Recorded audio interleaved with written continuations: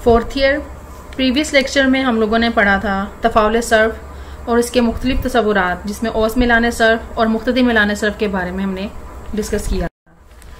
आज हमने पढ़ना है मिलान सर्फ के मुअय्यनात के बारे में। मिलान सर्फ का इन्हिसार दो किस्म के अवामिल पर होता है, एक खारजी या बैरूनी अवामिल और दूसरे अंदरूनी या दाखिली अवामिल।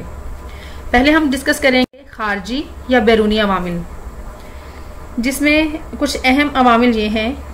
खारजी अवामिल में पहला आमिल ये है आमदनी की तकसीम।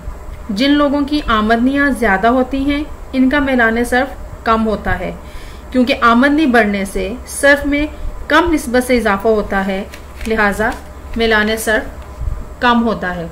इसके बरक्स जिन लोगों की आमदनियाँ कम होती हैं इनका सर्फी खर्च आमदनी के मुकाबले में निस्बतन ज़्यादा होता है। नंबर 2 पे है इत्तफाकिया मुनाफाजात।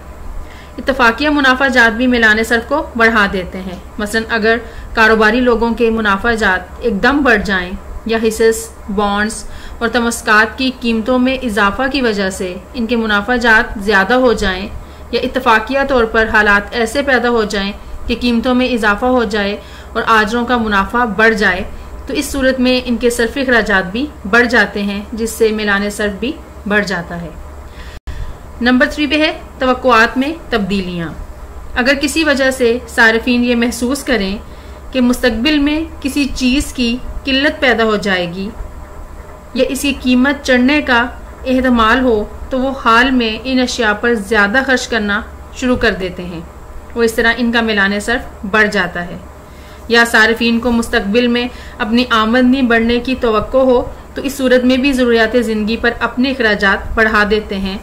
इसके बरक्स अगर इन्हें अपनी आमदनी में इजाफे की कोई उम्मीद ना हो, बल्कि कीमतों में कमी का रुझान हो और अशिया की आसानी से दस्तयाब हों, तो इनका मिलान सर्फ कम हो जाता है।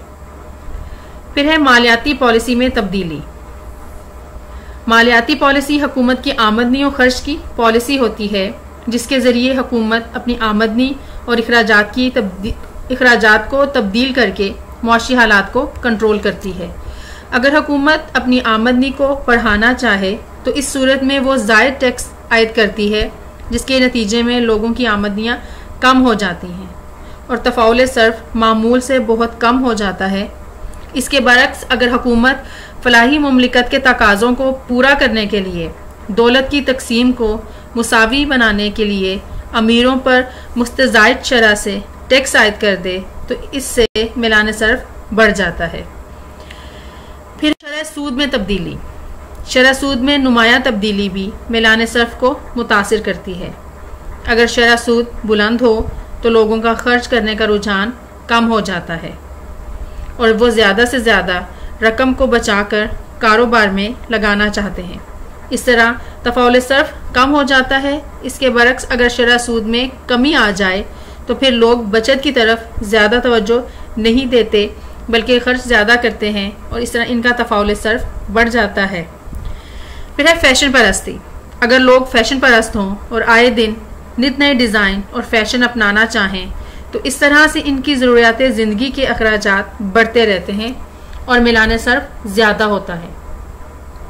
इसके बरक्स अगर लोग कदामत पसंद हों,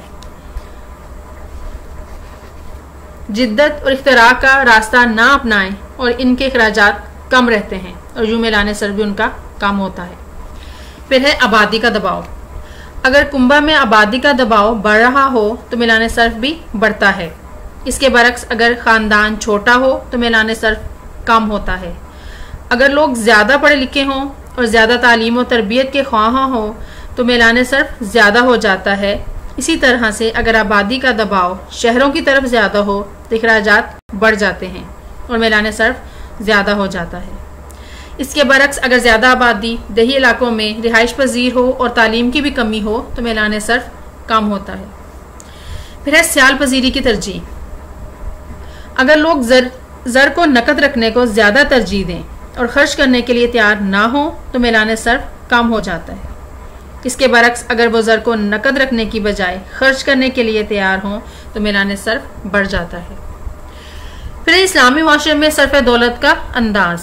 इस्लामी माशरे में दौलत की तकसीम को मुसावी बनाने पर ज़्यादा जोर दिया जाता है। इसके लिए अमीरों से ज़कात, खैरात, सदका वगैरह लेकर गरीबों की बेहतरी के लिए खर्च किया जाता है।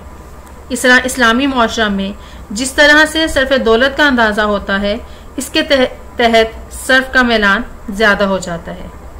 तो आज के लिए फोर्थ ईयर ये अवामिल हमने पढ़े हैं। नेक्स्ट टॉपिक इंशाल्लाह अंदरूनी या दाखिली अवामिल का हम लोग नेक्स्ट लेक्चर में डिस्कस करेंगे।